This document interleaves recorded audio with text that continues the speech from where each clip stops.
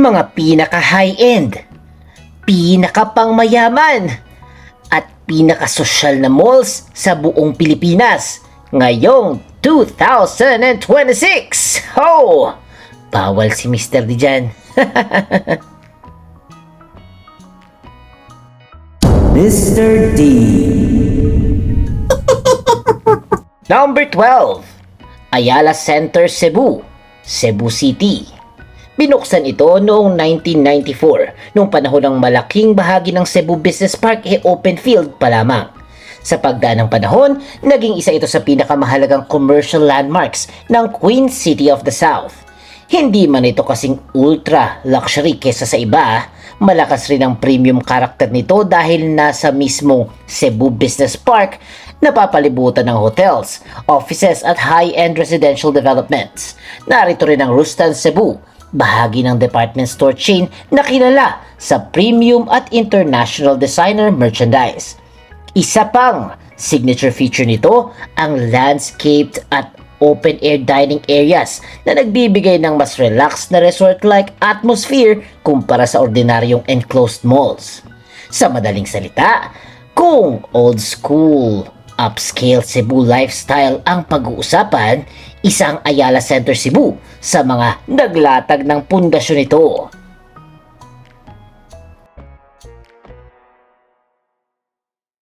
Number 11, Uptown Mall, BGC or Bonifacio Global City. Nagbukas noong 2015 ang mall na ito bilang bahagi ng Uptown Bonifacio Development ng Mega World. Ang Mega World mismo ang nagpoposisyon dito bilang isa sa flagship lifestyle destinations nito. Bakit ito pang mayaman? Una, ang location. Napapalibutan nito ng luxury condominiums, corporate towers at hotels sa Uptown Bonifacio area.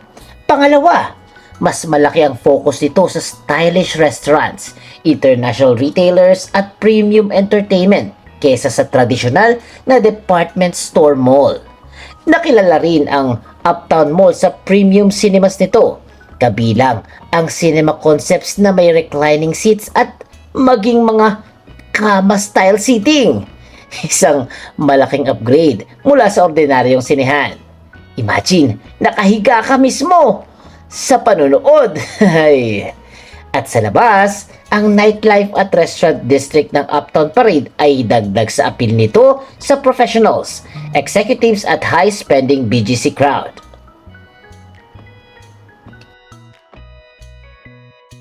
Number 10, Mitsukoshi BGC sa Taguig. Nag-soft open ito noong November 2022 at nagkaroon ng grand opening noong July 2023. Ito ang unang Mitsukoshi shopping development sa bansa. Produkto ng partnership ng Isetan Mitsukoshi, Nomura Real Estate at Federal Land. May humigit kumulang 28,000 square meters itong floor area at nilunsad na may halos 120 tenants. Pero hindi lang brands ang nagpasosyal dito. Inspired mismo ito sa Japanese retail culture ang experience. Malinis, minimalist at highly curated. Isa sa highlights ang basement food hall at Mitsukoshi Fresh. Inspired ng Japanese depachika or premium food hall sa basement ng department store sa Japan. At trivia guys, ang Mitsukoshi brand ay may roots na umaabot sa 1673. Nagsimula ito bilang kimono shop sa Japan.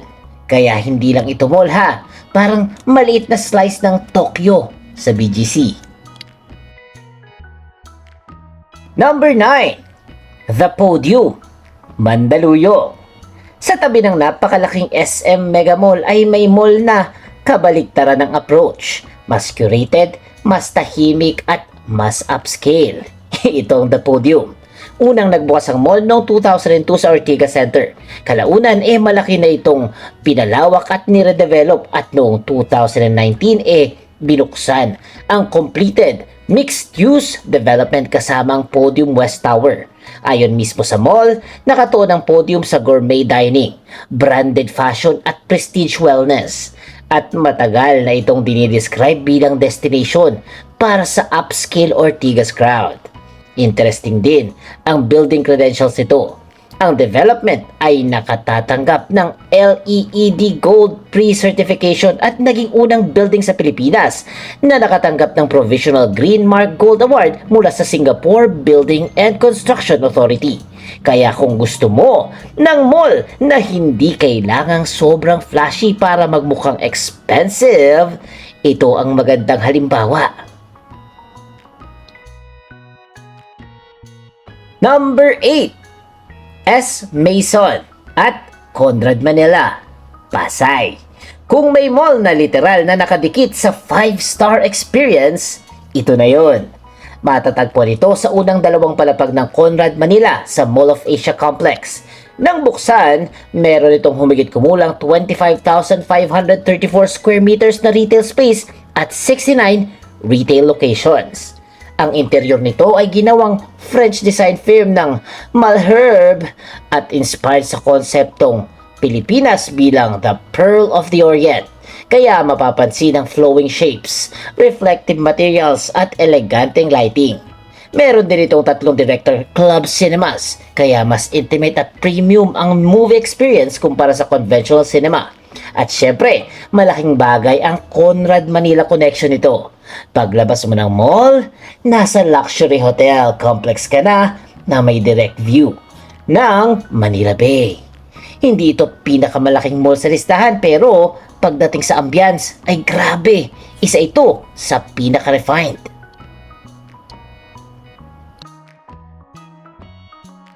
Number 7. SM Aura Premier sa BGC. Hindi aksidenteng may salitang Premier sa pangalan ng SM Aura. Nagbukas ito noong May 2013 bilang upscale lifestyle development ng SM Prime sa Taguig.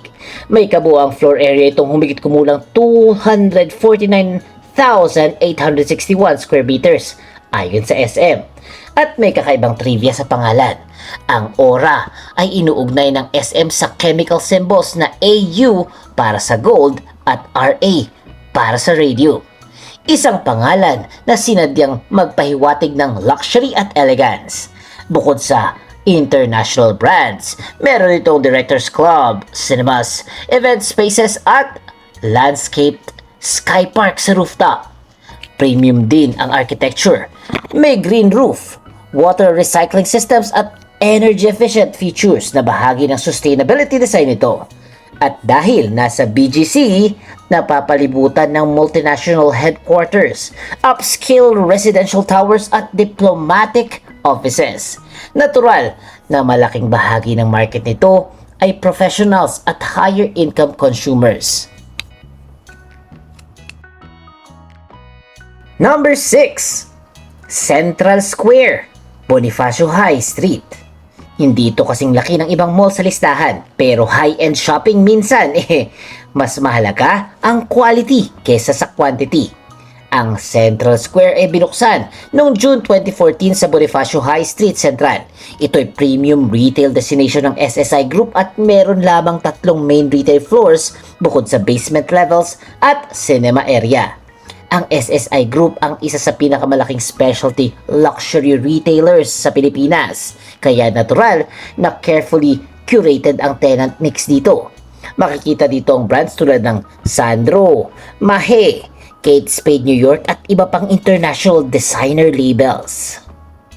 Ang malaking advantage ito ay location. Nasa mismong Bonifacio High Street, malapit sa Philippine Stock Exchange, 5-star hotels, premium offices at ilan sa pinakamahal na residential development sa bansa. Kaya ang Central Square ay hindi mall na dinadayo para mamili ng napakaraming bagay. Dinarayo ito para mamili ng specific premium things. Number 5. Shangri-La Plaza, Mandaluyong.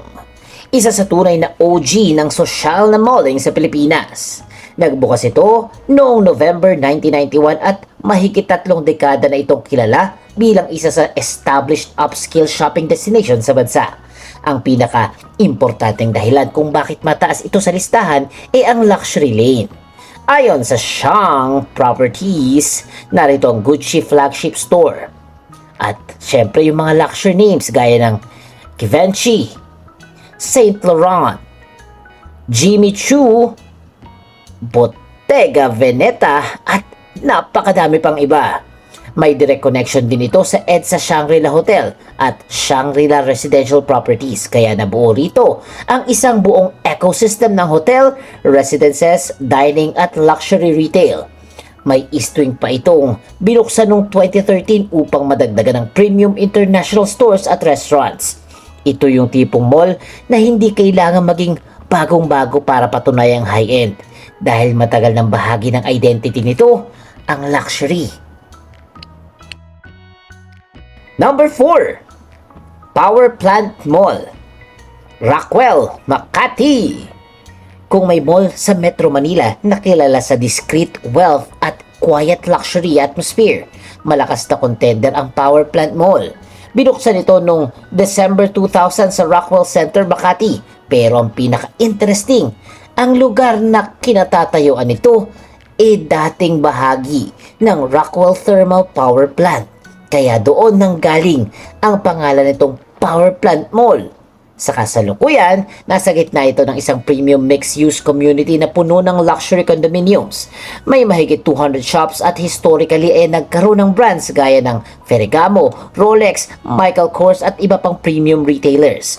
Pero, ang tunay na dahilan kung bakit pang mayaman daw sila, ang pirakam dito hindi lang brands.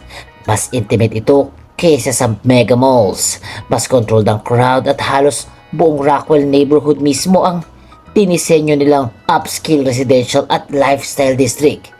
Dito, parang hindi ka lang namamasyal sa mall, parang bumibisita ka sa isang private city. Number 3, The Shops at Soler, Parañaque City.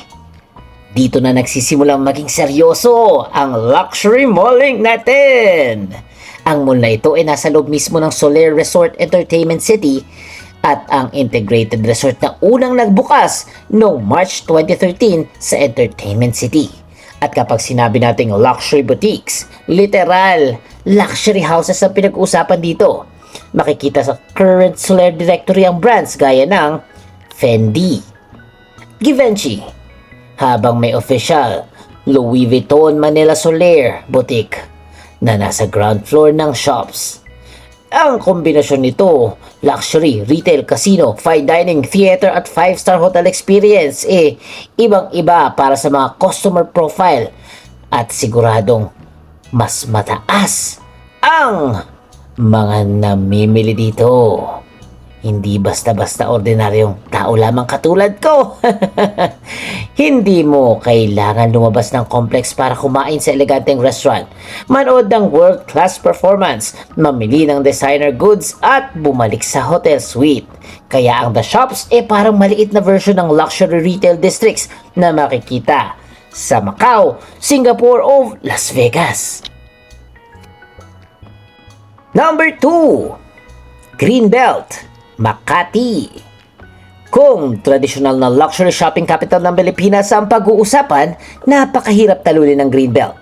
Matatagpuan ito sa Ayala Center sa gitna ng Makati CBD at may malawak na complex na humigit kumulang 12 hectares. Kasama dito ang famous Greenbelt Park. Dito matatagpuan ang official Louis Vuitton Greenbelt Makati, habang matagal nang kilala ang Greenbelt 3, 4 at 5 bilang tahanan ng international luxury boutiques. At ngayong August 2026, mas lalo pang tumitindi ang premium positioning ng lugar dahil sa redevelopment ng Greenbelt. Ang bagong Greenbelt 2 ay nagdagdag ng labels tulad ng MM6, Maison Margiela at Maison Kitsune, habang bahagi ito ng mas malaking multi-year transformation ng complex. Ang unique sa Greenbelt ay kombinasyon ng luxury at greenery. Hindi puro marbles at chandeliers. Meron itong napakagandang garden, chapel, pond, alfresco fine dining at katabing 5-star hotels. Kaya para sa maraming Makati executives, business families at luxury shoppers, Greenbelt remains one of the ultimate addresses. Number 1, The Mall at New Star, Cebu City. Ito ang ating number 1 at patunay na hindi kailangang nasa Metro Manila ang pinaka-luxurious na mall sa bansa. Welcome sa The Mall at New Star Resort Cebu. Ayon mismo sa New Star, ito ang first and only luxury mall sa Cebu at sa Visayas Mindanao region. At kapag nakita mo ang brand lineup, maiintindihan mo kung bakit. Kasama sa luxury roster nito ang Bulgari, Burberry, Celine, Dior, Ferragamo, Givenchy, Gucci, Kenzo, Louis Vuitton, Rimowa, Saint Laurent, Tiffany & Co. at Versace. Bukod pa sa ibang super duper premium brands. May official Gucci boutique pa rito sa level 1 ng The Mall. At hindi lang ito mall ha, bahagi ito ng New Star Integrated Resort sa Kawit Island, Cebu. Kasamang casino, restaurants at Philly Hotel. Isang 5-star Filipino hospitality brand na may 379 rooms and suites.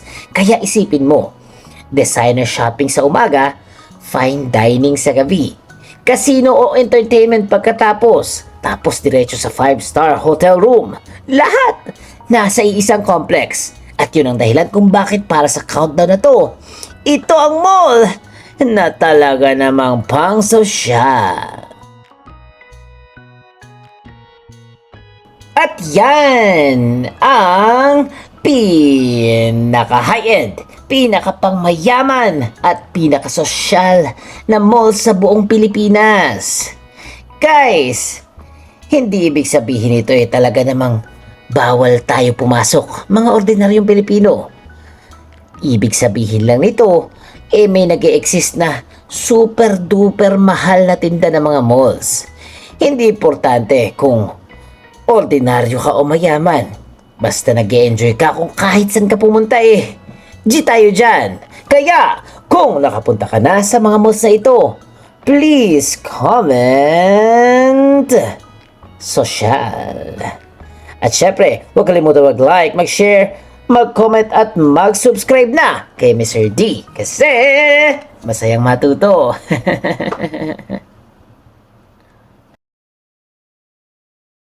The end! Huwag kalimutang i-click ang subscribe button at bell icon ni Mr. D para masaya every day! See you, D-Fam!